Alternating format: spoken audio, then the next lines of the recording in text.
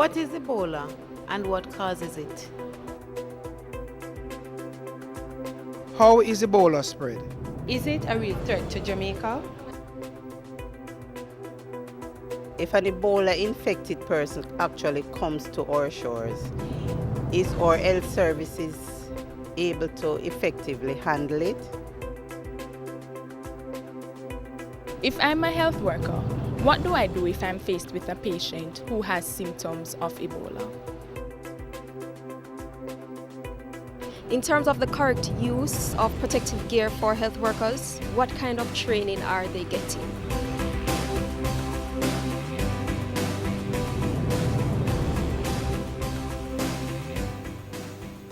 Some very important questions from members of the public.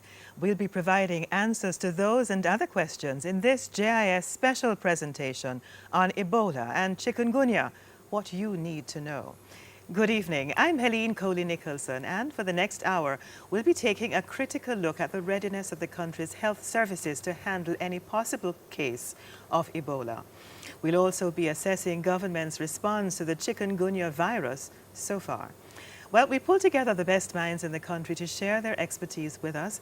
The ministry's acting permanent secretary, Dr. Kevin Harvey, and Dr. Kam Suan Mung, Pan American Health Organization, World Health Organization, Disease Prevention and Control Advisor for Jamaica, Bermuda, and Cayman. Let's deal with Ebola. What is it?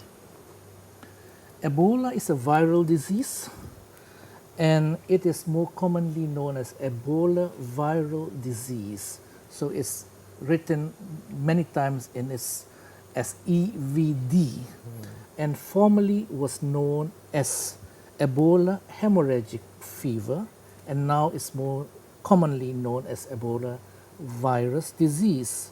It's a severe, often fatal illness, and the case fatality rate, which is the number of cases that died, can go as high as 90%, meaning out of 100 cases, up till 90 can die.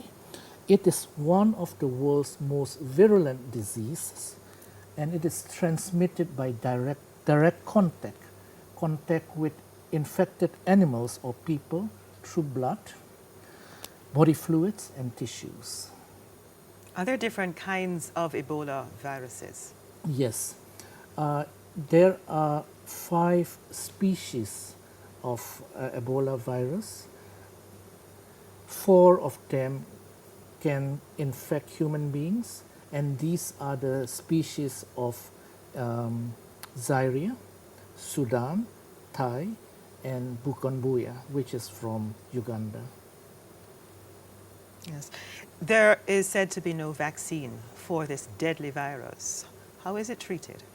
There is no vaccine, that is true, although the WHO and others are trying to find a vaccine for it. The treatment, there is no treatment specific for Ebola. It is supportive treatment, treating the fever, the dehydration, the other symptomatic treatment that is needed. So it is mainly supportive treatment. Yes. Let me ask you, Dr. Harvey. We have heard of cases now in the United States. Jamaica has imposed a travel ban and restrictions on travel from the most severely affected countries in West Africa, Guinea, Liberia, and Sierra Leone. Why not on the United States? Are we, by virtue of the travel restrictions, the limitations on even those restrictions, exposing Jamaica to Ebola?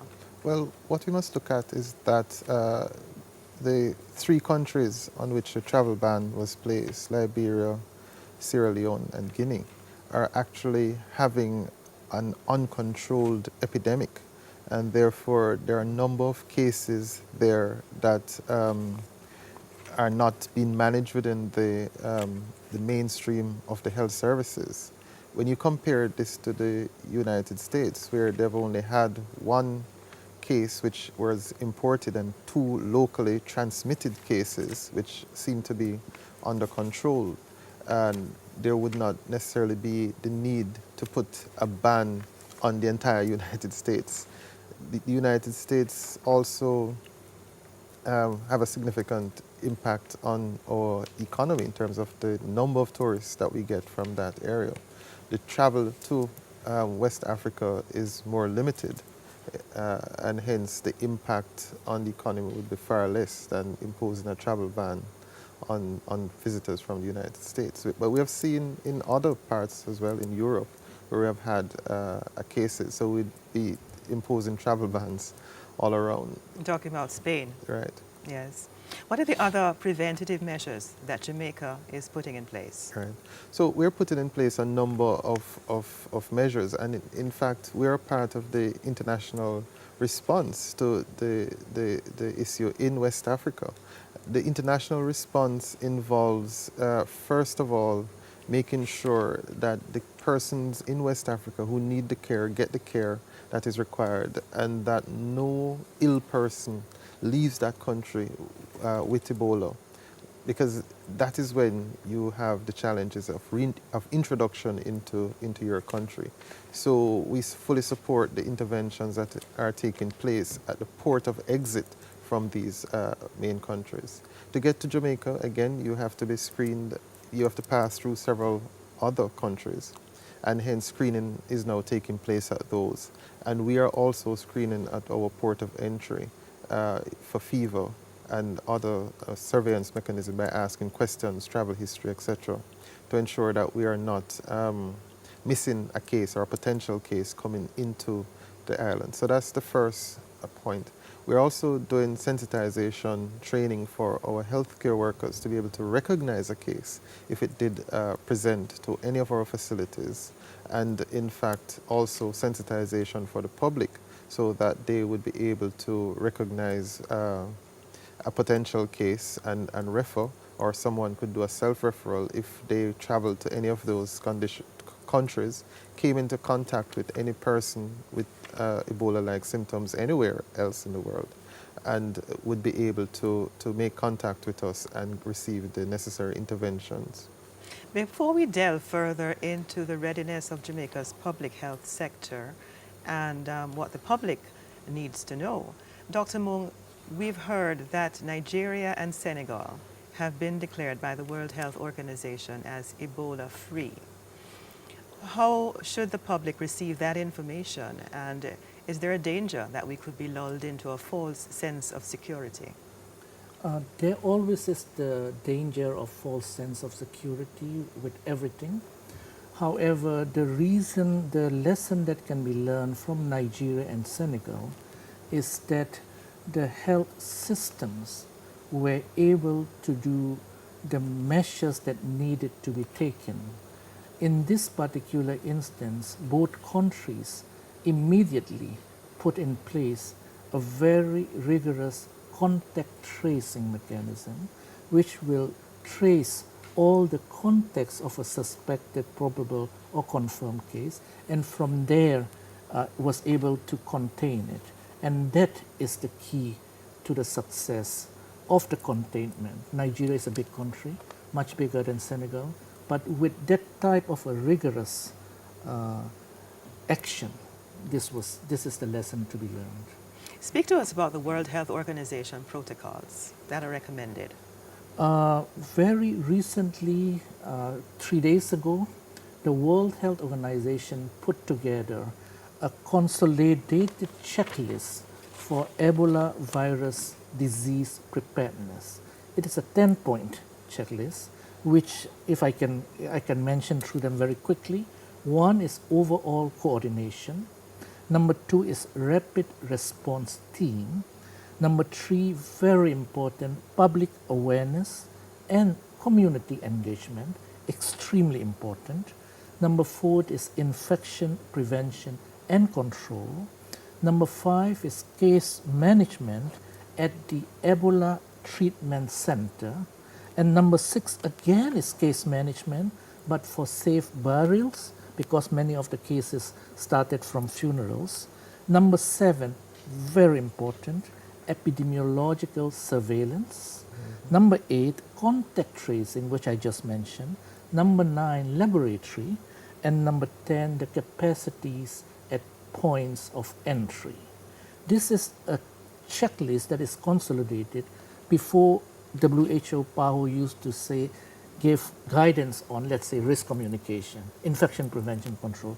This is the first time it has come out this way, and it really touched on the steps one needs to do. The timeline when one needs to take this action is divided to 30 days, 60 days, and 90 days. And what are the needs, be it in terms of human resources, equipment, and what are the guidance in terms of reference document, and who are the partners needed for each and every one of these 10. So this is the advice being given to all countries. Dr. Harvey, when we come back from the break, we want to look at the points of that consolidated checklist. But before we go to the break, just indicate Jamaica's response to the consolidated protocol.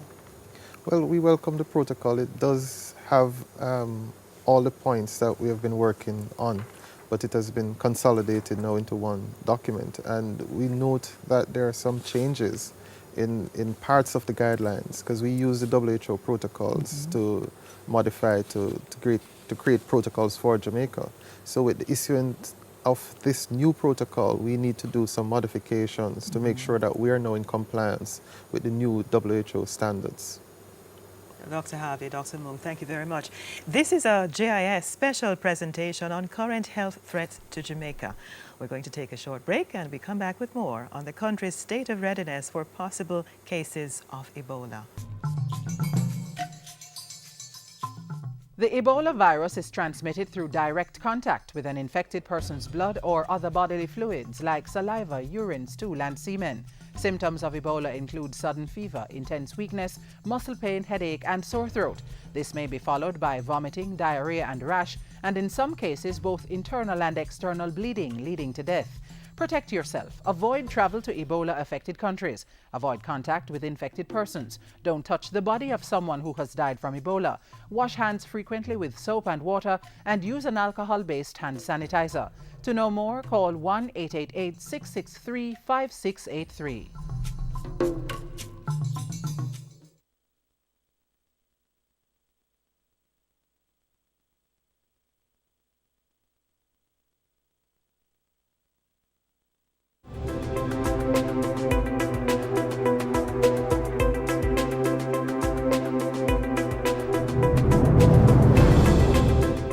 The government of Jamaica is on high alert and is closely monitoring developments in the United States and Spain to learn lessons from the emergency management of these cases.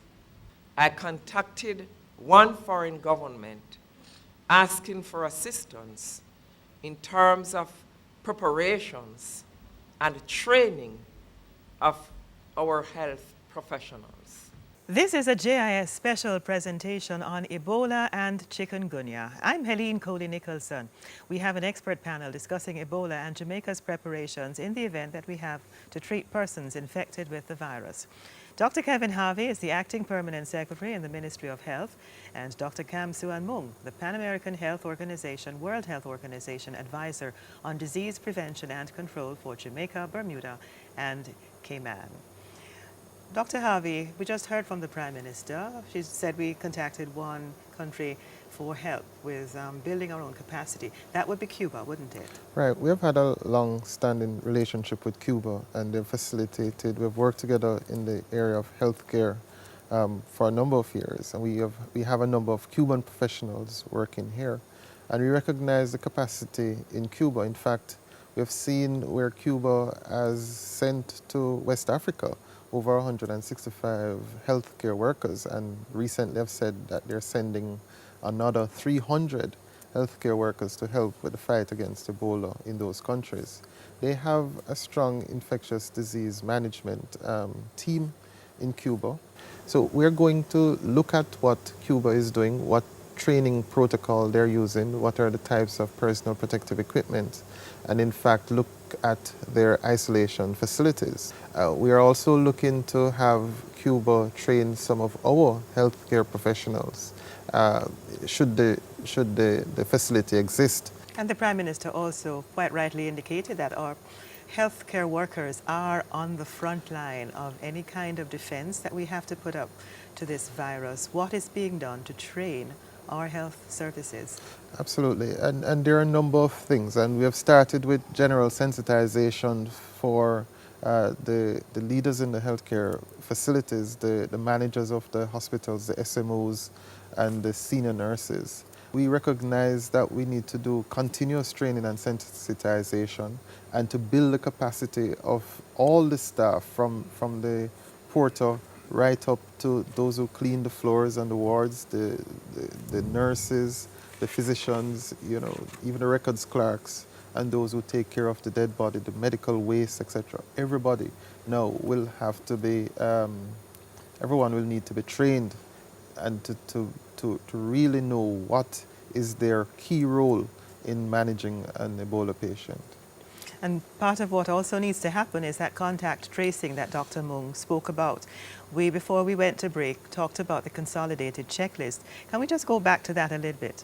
Dr. Mung, tell us more about how that is effected, and then if Dr. Harvey could come in afterwards to speak to Jamaica's efforts at contact tracing, or at least the protocol that we'll have in place. Yeah, contact tracing is recognized as the basic element that was critical in containing the disease in both Nigeria and Senegal. Of course, Senegal has fewer cases than Nigeria, and Senegal is smaller than Nigeria in geographic and population. However, the importance of tracing all the contacts that a case has had is crucial, and that is the principle of that. Yes. For us, contact tracing is one of the bread and butter activities of public health. And we do contact tracing for HIV cases, for example. We have done that tremendously over the last 20 or 30 years. We do it for TB cases, where we try to find all the contacts. And we do it for cases of suspected measles. We have done it for malaria. We do it for many things.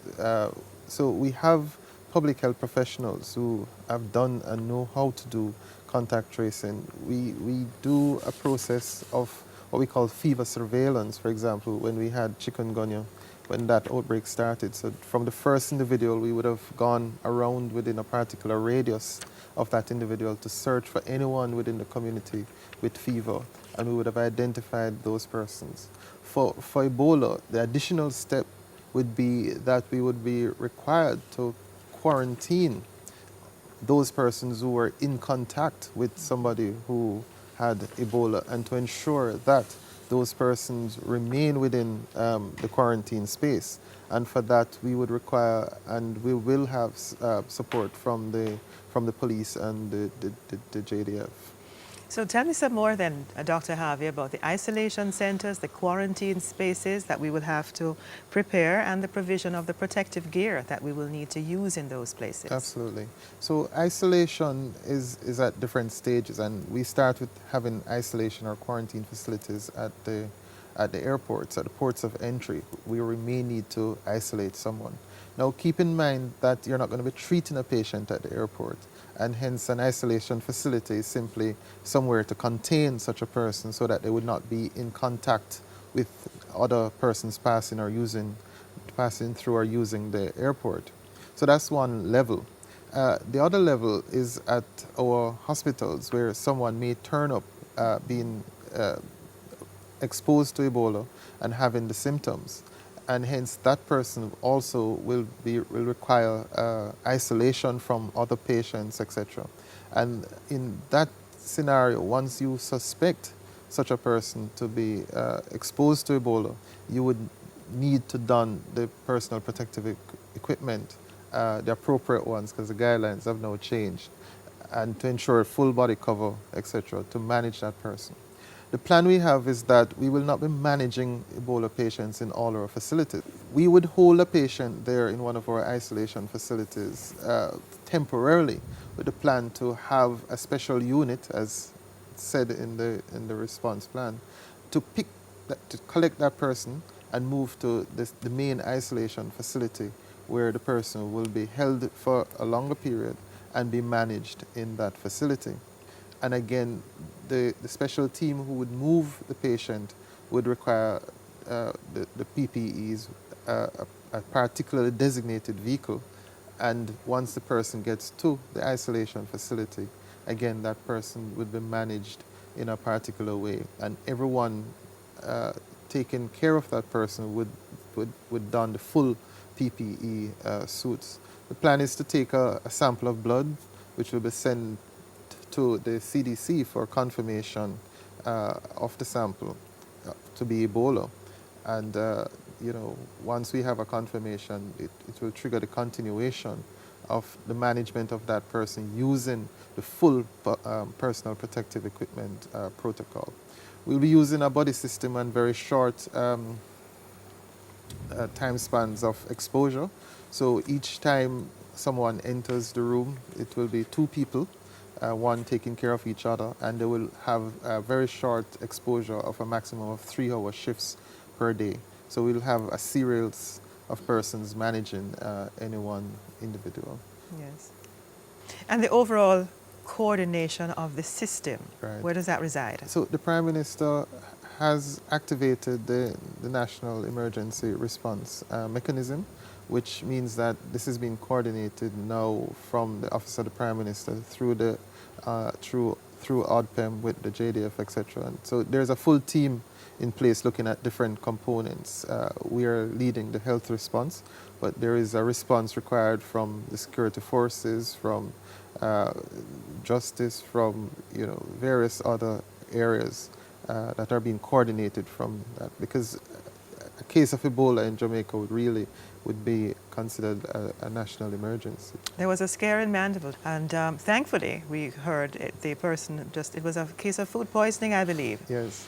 But was there a follow-up just to determine that the protocols were observed? Right. We were discussing that just today, a few hours ago, and these scares, we know that they will come, and they do provide tests for our system. They help us to identify some of the gaps that we have. And so first of all, the case definition was not observed, because the person, by the strict case definition, would not be considered as an Ebola patient. But we recognize the fear factor is still at work, and we have some work to do with further sensitization and training for our healthcare professionals.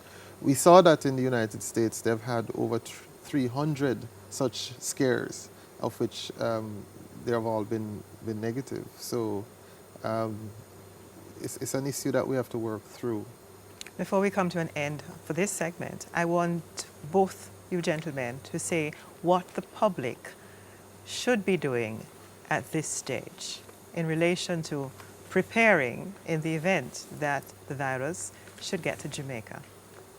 Well, the first thing is to make sure you have all the information about how Ebola is spread, how to protect your family, because the families are most at risk in terms of spreading from one person to the other, because it's spread from person to person through the body fluid. So get as much information as you can. Know where to call if if you have a suspect or you know somebody who has traveled to these areas that are showing the signs. So you need to know also the signs and symptoms of Ebola. And we're trying to put more information into the public space about this illness. Anything to add, Dr. Moore? Yeah, I think to follow up on what Dr. Harvey just mentioned, everyone to be aware on what are the signs and symptoms. Namely, there are 11 symptoms, and the signs are the onset of fever, symptoms ranging from headache, vomiting, abdominal pain, diarrhea, up till hiccups, and unexplained bleeding, to know those signs. And once you see someone with that, to really send that someone to a health center for 2 reasons. One is the earlier an Ebola case is treated, the higher the rates for survival. But also equally important to the community and the country is to control the spread of infection, which can be done only at institutions. Again, the importance of public awareness, to know and not to create panic. Dr. Kevin Harvey, Dr. Mung, Thank you both, gentlemen. We've come to the end of this segment of the program, but if members of the public need more information, they may call the Ministry of Health's Emergency Operations Center at 1-888-1-LOVE. That's 1-888-663-5683. Information is also available on the JIS website, jis.gov.jm. And on that note, we go to a break. This is a JIS special presentation on health threats to our nation at this time. When we come back, we'll get the latest on the Chikungunya virus and assess the national response so far.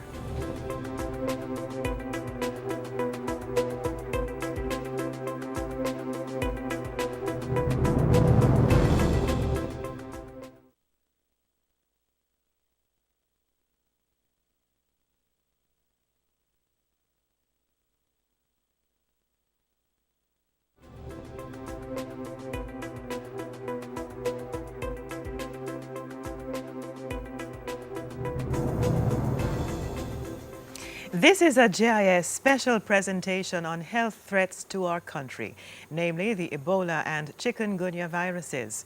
I'm Helene Coley-Nicholson, and in the last half hour we looked at the threat of Ebola and discussed Jamaica's readiness to handle any of the cases of the virus. In this half hour we're going to talk about the Chikungunya virus and assess the national response to the virus so far. For that, we have a panel of experts in studio. Acting Permanent Secretary in the Ministry of Health, Dr. Kevin Harvey, and Dr. Taraline Malcolm, Pan American Health Organization Consultant for Sustainable Development in Environmental Health. We also have Colonel Daniel Price of the Jamaica Defense Force, who's coordinating the National Cleanup Campaign. Let's start with you, Dr. Harvey, because we know, or we've heard, that chikungunya is spread by the bite of the Aedes aegypti mosquito. But there are a lot of Jamaicans who don't believe that. Address the general, disbelief among some segments of the population. Well, we know for a fact that chikungunya is spread by the Aedes aegypti mosquito. And one of the challenges why persons find it difficult to believe is that they say many members of their family will get it serially or become ill at the same time, and they're wondering whether or not it's spread from family member to the other.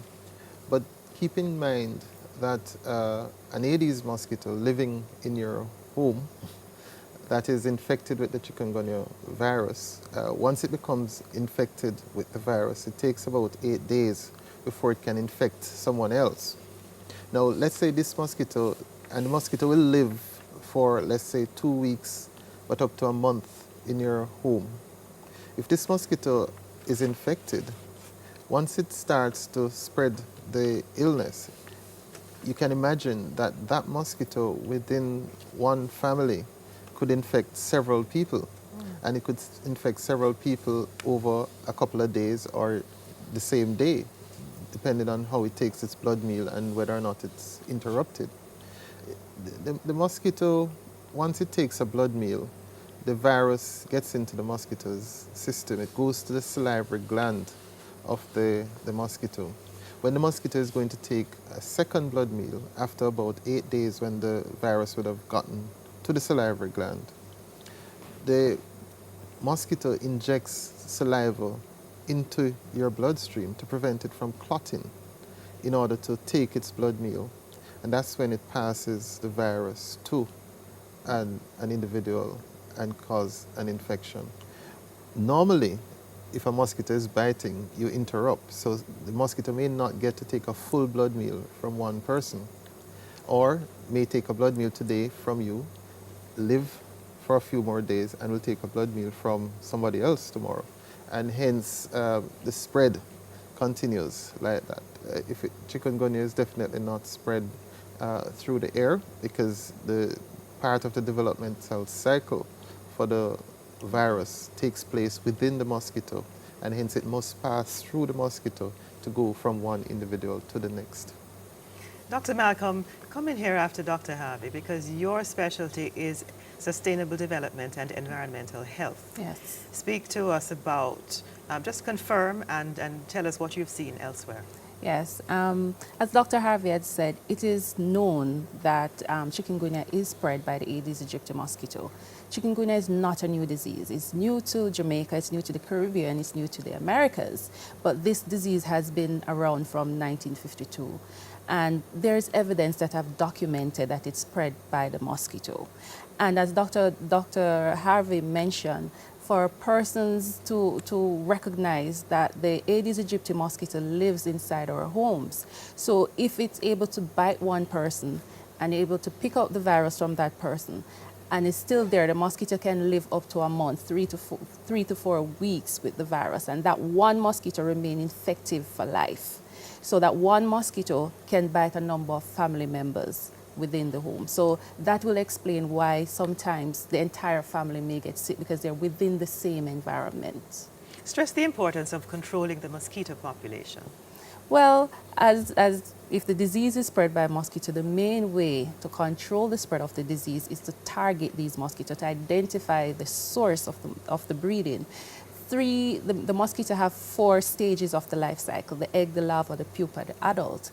The first 3 stages of that relies on water, it's aquatic. So the easiest way to target this mosquito is to try to identify those breeding sites and to attack them at that point, rather than wait until it reaches the adult stage to destroy them. Thank you very much. We're going to ask you, Colonel Price, to speak to the national cleanup effort. But first, let's get a quick update from the Prime Minister, who addressed the issue at a recent briefing.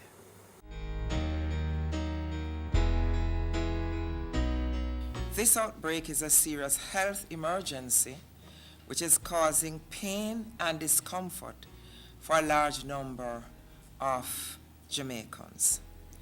It also has many far-reaching implications for our society and our economy.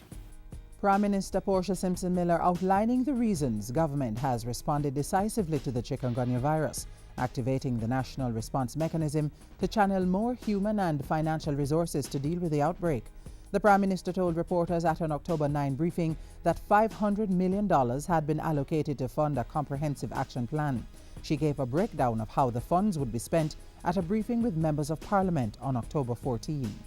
$150 million to meet some critical emergency needs of the Ministry of Health, $70 million for parish councils, $5 million per parish, $126 million for activities led by members of Parliament, $2 million per constituency, and the remaining $154 million will be utilized for additional cleanup activities and vector control activities based on reports from the Ministry of Health in consultation with other stakeholders. While that team meets, the Ministry of Health is responding to the needs of Jamaicans who have contracted the virus. In the parishes most affected by CHIKV, they've extended opening hours at some health centres in St. Thomas, St. Catherine and Kingston and St. Andrew. Those designated health centres are now open from 8 a.m. to 8 p.m. Members of the public are being urged to call the ODPEM and report suspected cases of CHIKV or suspected mosquito breeding sites in their communities. And while officials stand ready to receive those reports, Mrs. Simpson Miller pledged to keep the lines of communication open. And that's what we're doing on this JIS special presentation, keeping the lines of communication open. Before we go to Colonel Price, Dr. Harvey, you said, may I say something about the Panadol?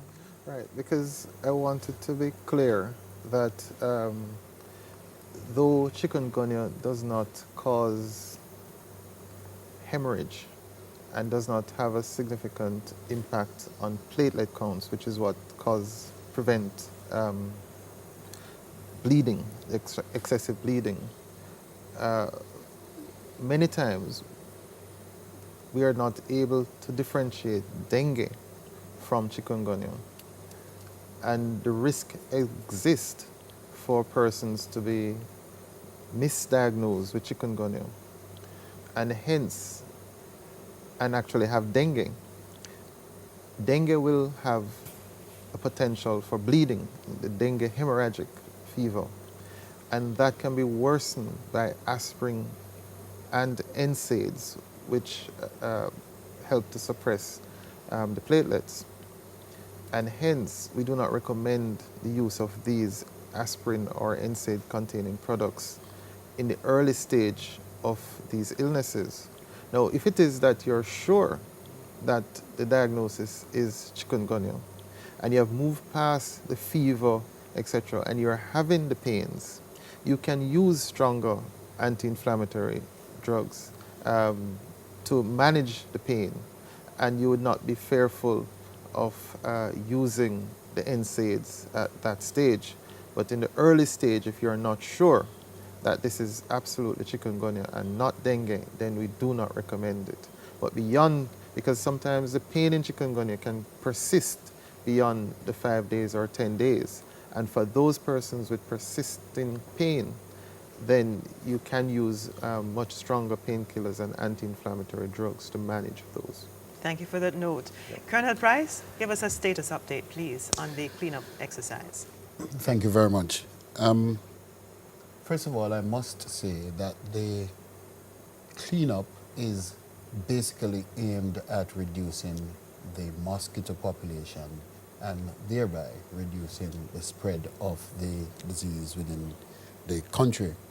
We have embarked on a three-pronged strategy to deal with the problem. We have had a deliberate vector control program via fogging and larvicidal action, and this is aimed at destruction of the breathing sites within the communities. We've also embarked on encouraging community persons to get with the program and help with the total cleanup within the communities, getting rid of the cans, the old tires, and bringing that forward so that they can be collected and removed to normal waste management sites. We also have the second prong of the strategy, which has to do with the public education that is led by the Ministry of Health. And as I roll out the strategy, you'll recognize that it's an integrated approach with different agencies and ministries within government. So it's a very integrated approach. The third prong has to do with the use of heavy equipment in what we dub a heavy-duty task force to remove the heavier solid waste within the communities that help to breed those mosquitoes.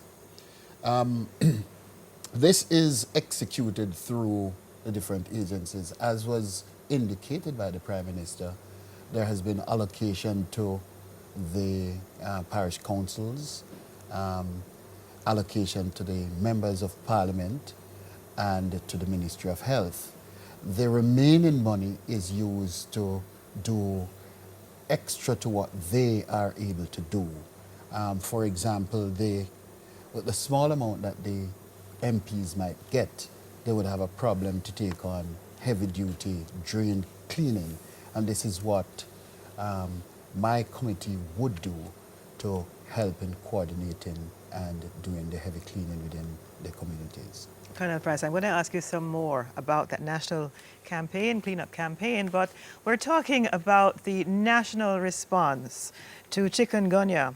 And we're going to take our final break now, and when we come back, we'll share more about what you need to know. There is no vaccine for the chikungunya virus. If you've been infected, take paracetamol such as Panadol, Cetamol, and Tylenol to reduce pain and fever. Sleep under mosquito netting and get plenty of rest. Take showers or sponge baths in room temperature water to lower fever, especially in children, and drink lots of fluids to prevent dehydration. If your symptoms worsen, go and see a doctor. Do not take aspirin as this could cause bleeding, and never use rubbing alcohol. To learn more, call 1-888-1-LOVE. That's 1-888-663-5683.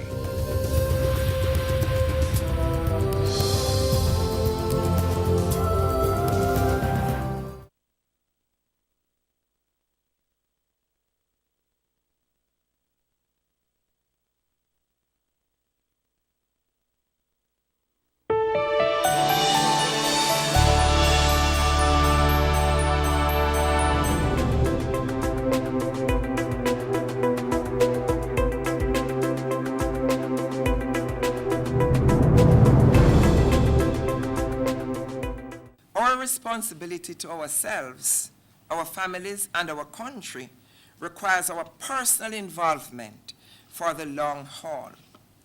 Let us keep our homes free of places where mosquitoes can breed.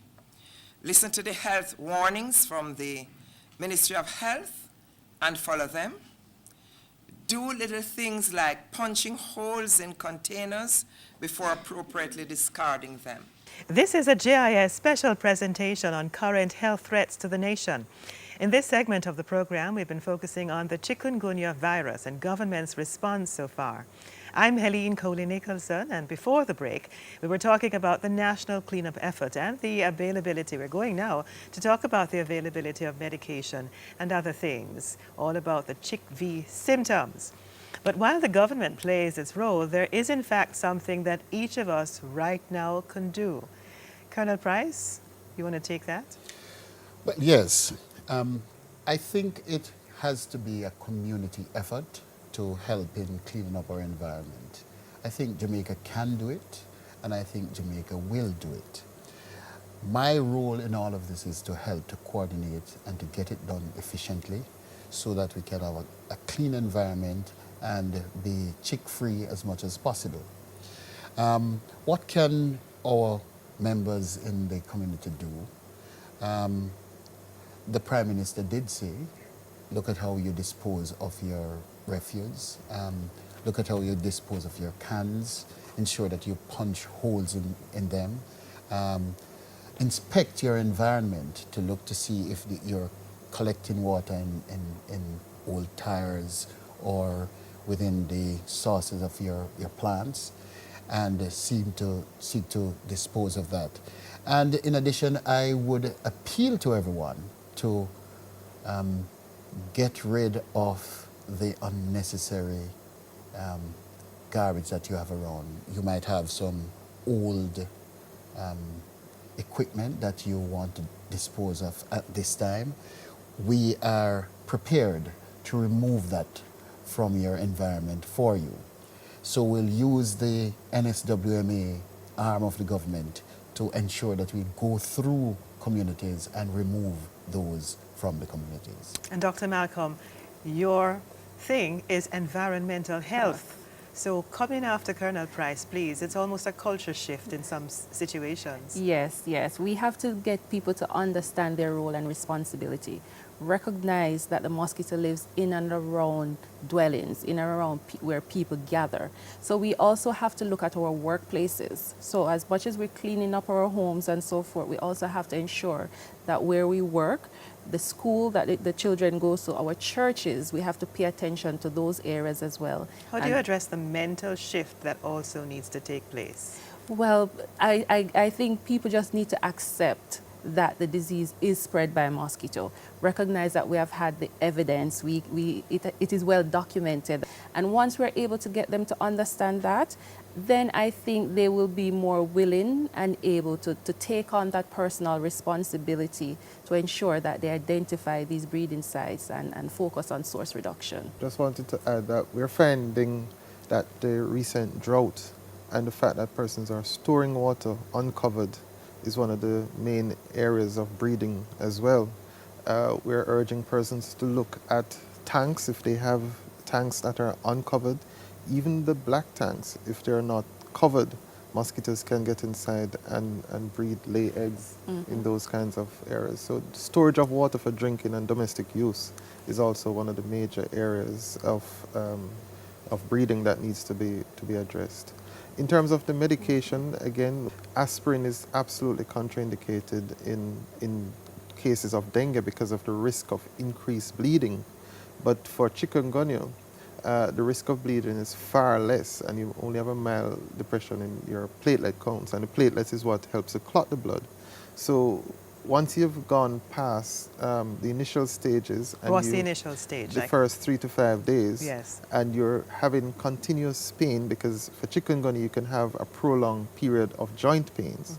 You can use stronger medications. Such as the aspirin. What are the NSAIDs? Such as NSAIDs are what we call non-steroidal anti-inflammatory. So they're anti-inflammatory. They help to reduce the inflammation and hence reduce the pain in your joints and muscles, etc. Steroids as well are used as anti-inflammatories. So some of these other medications, once you have ruled out dengue, and you can discuss this with your physician or your healthcare worker, but once you have ruled out the risk of dengue and dengue hemorrhagic fever in particular, you can use stronger painkillers, including NSAIDs, to manage the chronic joint pains. There have been several chikungunya. assurances that we do have enough paracetamol on the island. But I think one of the concerns is, why are we sending samples overseas for testing? You want to take that, Dr. Harvey? Because we do testing for the quality of the drugs as well. But for chikungunya, we do a dual testing. Remember, it was new to our region, and therefore we would not have had samples, we would have not had robust testing methodologies. So what we did was to do a test here in Jamaica at our virology lab, which is at UWI, and we would have done send a part of that sample to CARFA for confirmatory testing. What this would do is it would validate our test. So in the future, we will get to a stage where our testing is now robust and validated, and we can give out confirmed samples locally. We've heard that the disease will peak before the infection rate declines. When do we expect that to occur, the peak and the decline? How much longer? Yeah, well, I think we're now plateauing in terms of the number of cases. We have seen most of the parishes impacted. And traditionally, what occurs with us is that the mosquito population varies with the rainy season. So September, October, usually you'll see a peak in these cases of chikungunya, dengue, etc. So we would have just gone through that peak with the fall in temperatures in late October, November, going into December, and the drier period, this would decline in terms of the mosquito population and hence the number of infections. Coming back into January and February, if there are still breeding sites, when the rain comes again, you could see another flurry of activity relating to chikungunya. And this is why it is so critical that we manage and contain the breeding of these mosquitoes, because you could have a resurgence in January, February. Yes. Dr. Malcolm, you want to add something? Yes, I wanted to add to what Dr. Harvey just mentioned. What PAHO had done is to look at some of the countries, look at the statistics within the other countries, some of the countries that had started before Jamaica, and to do an analysis to identify the length of time that it took in those populations to peak. We selected a number of those countries, such as St. Martin, because that was the first Caribbean country that was affected. We look at Dominican Republic, we look at Martinique and Guadeloupe. And when we did the analysis, it shows that within these countries, it took between 4 to 7 months for the cases to peak. So applying that to the Jamaican setting, it goes to what Dr. Harvey mentioned in terms of where Jamaica is in terms of peaking and when we'll start seeing declining cases. I also wanted to add to what Dr. Harvey mentioned about the rainy season, where you'll start to see an increase. What we need to recognize is that the mosquito eggs can remain viable for greater than 6 months in dry environment. So once there is rainfall, the eggs are still there, then the possibility for the mosquito cycle to start its process. So it's recommended that while you're identifying those breeding sites, breeding sources, it's important that you not only remove the water from those containers, but you have to scrub those containers to get rid of those eggs, so that when additional water is added, then you will not have the eggs to start the life cycle again. Absolutely. And hence, Colonel Price, your job will not end in a few months. This is a continuous cycle of cleaning and reduction of breeding sites to ensure that year-round we can have a low mosquito population. That, in fact, was the question I was going to put to Colonel Price. When do you see your job ending? I suspect, certainly in this initial phase, 6 to 8 weeks is a reasonable time. And then, based on the amount of money we have, will determine the time that we spend. But I would venture to say that I believe in my Jamaican people, that it really would not require money, but they will recognize the importance of keeping the surroundings clean and, you know, acceding to the instructions or the suggestions that are coming from the professionals to my left. And so it will continue even if Colonel Price, now popularly known as Colonel Chick V, is not around, but they'll continue the fight against it. But one of the prongs of your three-pronged activity is public education. Public education. Tell us more about how you're rolling that out. That is being fronted by the Ministry of Health. Naturally, you'd want to ensure that your messaging become consistent and anchored in facts. And the Ministry of Health is the technical agency with that responsibility. So it is about public education within the communities, town hall meetings, having volunteers hand out pamphlets and that sort of thing that we'll be doing. Certainly in the schools as well. Well, we've come to the end of our program. I want to thank my guests and thank you very much for sharing with us. We've had with us Dr. Kevin Harvey, the Acting Permanent Secretary in the Ministry of Health, Dr. Taraline Malcolm, representing the Pan American Health Organization, as well as Colonel Daniel Price of the JDF, who's coordinating the National Cleanup Campaign. We've also had Dr. Cam Mung of the Pan American Health Organization, who was with us earlier in the program. And thanks to you, our viewers, for watching. This has been a JIS special presentation. For more information on the chikungunya virus, government's response, and Jamaica's readiness for Ebola, visit the JIS website, jis.gov.jm. We also provide you with daily updates and information on Jamaica Magazine right here on this station. On behalf of the JIS production team, I'm Helene Coley-Nicholson, wishing you good health.